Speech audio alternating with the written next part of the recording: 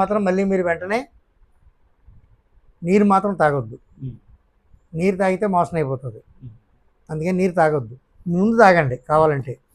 అలా చేయండి, సరిపోతాయి మీకు ఇవి. మీరు ఏదైతే చెప్పారో నాకు, మీ షుగర్ తాలూకు కుదురు తగ్గించడానికి ఒకటి, ఈ బ్లడ్ కొంచెం థిక్నెస్ తగ్గి అంటే ప్రవాహం క్లియర్గా అయ్యేటట్టు రేపు పొద్దున ఇంకోసారి సిమ్టమ్ మళ్ళీ నాకు తలదిరినట్టు వచ్చింది ఏదో 10 ఏళ్ళకి 5 ఏళ్ళకంటే మళ్ళీ మధ్యలో 15 ఏళ్ళ గ్యాప్ వచ్చి మళ్ళీ 5 ఏళ్ళలో వచ్చింది.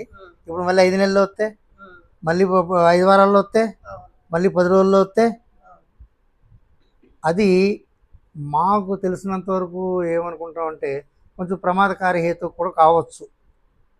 ఇన్ ది సెన్స్ వచ్చిన తర్వాత అది ఆగిపోయిన తర్వాత దాన్ని ఏం చేయాలని మనం ఆలోచించుకుంటే అసలు ఆగకుండానే ఫ్లో మంచిగా చేసుకుంటే అయిపోద్దిగా.